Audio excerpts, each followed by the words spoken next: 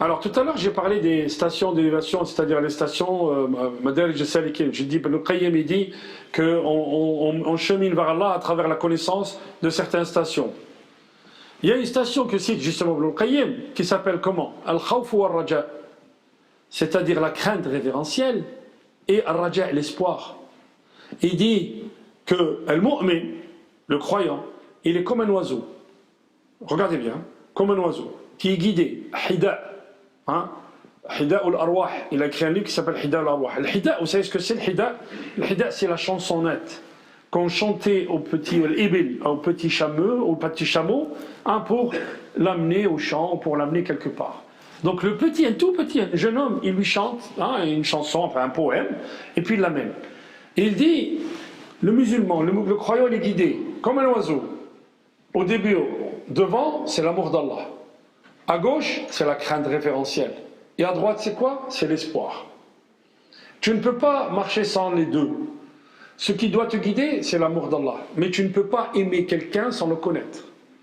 Celui qui vous dit, j'aime Allah, tu ne peux pas aimer quelqu'un qui est en Argentine. Il faut que tu aies un échange avec celui que tu aimes. Ce n'est pas possible. Et Allah, comment tu as un échange avec lui? Tu as un échange quand tu es dans une situation difficile, tu demandes à Allah, il te donne. Là, tu comprends qu'Allah, il t'écoute, il t'entend. Allah, il est miséricordieux, il t'ouvre les portes. Donc, tu vas avoir une relation spécifique avec Allah, privilégiée. Et cette connaissance, tu vas connaître Allah. Et bien, la crainte, c'est pas la crainte juste de l'enfer, c'est pas ça. Vous avez vu, quand moi, j'ai mon âge, je crains mon père, je ne le crains pas, mon père. Mais j'ai peur de le décevoir. C'est surtout ça, les frères. C'est surtout ça, ma soeur. C'est-à-dire que Allah subhanahu wa ta'ala, j'ai pas envie qu'il me voie. La crainte, c'est ça. La crainte d'Allah, c'est pas le fait de rentrer en enfer. Subhanallah, avec Allah, tout ce qu'il nous a donné, tout ce qui nous a comblé de bienfaits. Le premier bienfait, c'est ça, c'est l'islam.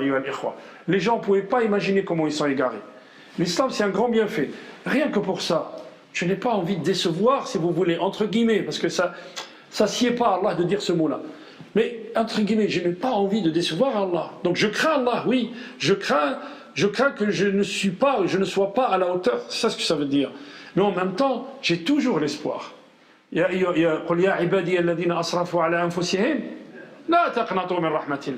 On a toujours l'espoir d'Allah. C'est pour ça qu'Allah, le prophète, Allah, il nous a interdit le suicide. Tu ne peux pas désespérer d'Allah, jamais. On a toujours l'espoir qu'Allah, et Allah, écoutez bien,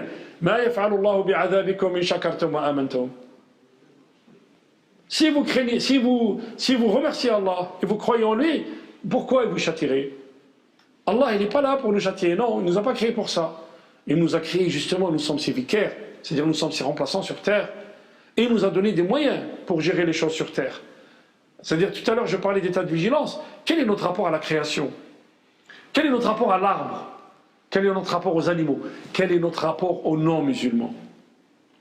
وَقُولُوا لِلنَّاسِ حُسْنًا وَادْعُوا إِلَى سَبِيلِ رَبِّكَ بِالْحِكْمَةِ وَالْمَوْعِظَةِ الْحَسَنَةِ. Appelle à ton Seigneur par la sagesse, بالحكمة والموعظة الحسنة, et la bonne parole. Quel est notre rapport à ces gens-là?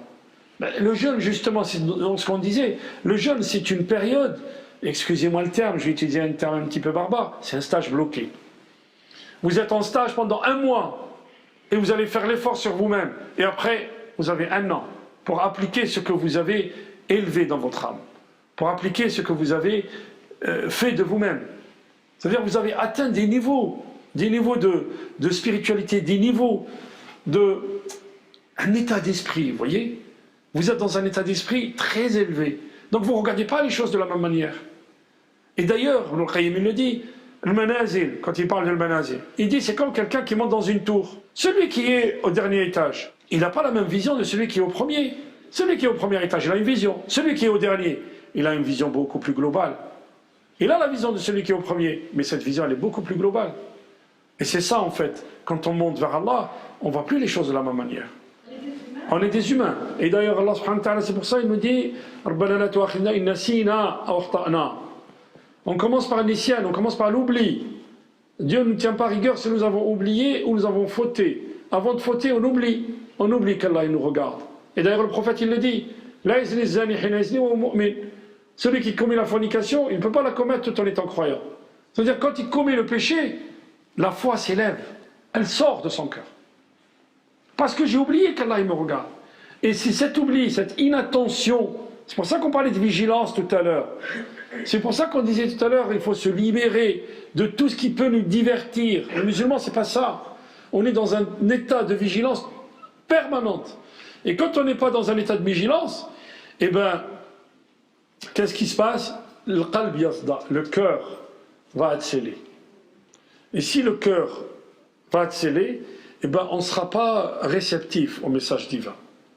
Et justement, le siyam, c'est ce qu'il nous permet. Vous voyez? Le jeûne, il nous permet ça, ma soeur.